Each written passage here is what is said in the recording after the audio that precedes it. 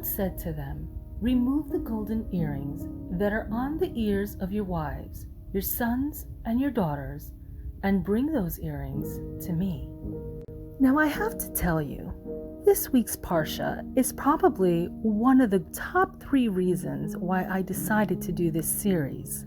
You see, I was growing frustrated with all the misinformation that the Torah somehow does not value women. And in fact, nothing could be further from the truth. In this week's Parsha, we hear about the Torah's recount of the women's refusal to be part of the golden calf. Now it is brought down that since the women did not want to donate their own earrings to the making of the golden calf, that the men took off their own earrings instead. And this is understood in the verse, "All the people pulled off the golden pendants that were in their ears and brought them to Aaron." The word ozenhim, which means their ears, is written in the masculine form, and is understood that the men actually pulled off their own earrings without any reference to the things of the women. And Micha Belula is of the opinion that the men pulled off their wives' earrings by force.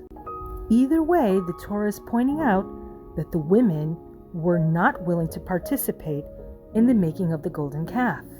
Not only did they refuse to give their earrings for the making of the golden calf, but they also made a declaration stating, "We will not listen to you and make such a disgusting thing which has no power."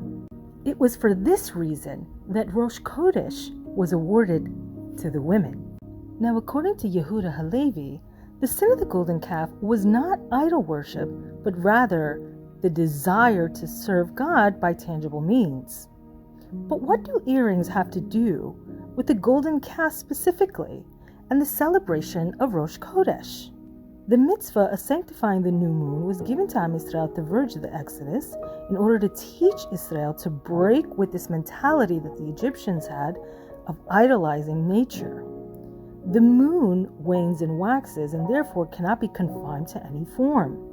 Just as they understood that in the same way the new moon cannot be contained within a fixed state, so too God cannot be contained within any bounds. He is the life force that renews everything in nature. But the Torah specifically highlights the earrings in connection with making the golden calf, and this reminds us of the law regarding the Jewish slave who refuses to go free. His ear is pierced, and he must serve until all the slaves go free at the end of the Jubilee cycle. This is brought down in Shemot 21:6. And Rashi asked the question why the ear had to be pierced rather than any other limb in the servant's body. And the answer was, "The ear which heard HaShem say on Mount Sinai, 'For unto me the children of Israel are servants.'" And this is brought down in Vayikra 25:55. The earring worn in pierced ears symbolizes the inability to serve God directly. Now this parsha really hits home to the beliefs of many religions out there who do have an intermediary. This sheds important insight into the fallacy of their beliefs. And what we learn from this parsha is that the men wore the earrings just like the Egyptian men did, because they themselves had not completely detached from the slave mentality of Mitzrayim. The golden calf was supposed to be erected in order to replace Moshe Rabbeinu, as it states, "Arise, make us gods, which shall go before us." For this Moshe brought us out of the land of Mitzrayim. We do not know what has become of him. And this is brought down in Shemot 32:1.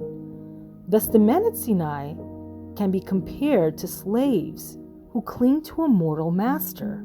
But the women of Am Yisrael understood that this only applies as long as it brings us closer to God. The men needed a leader they could blindly obey, whereas the women did not need an intermediary, for they were directly in tune with the eternal will of HaShem. You can follow this series, A Woman's Worth by Devorah Esther, on YouTube at Gimel Dalet 777. Click subscribe to be notified. If you've enjoyed this video or know someone who would, please share it. Siku lemitzvot.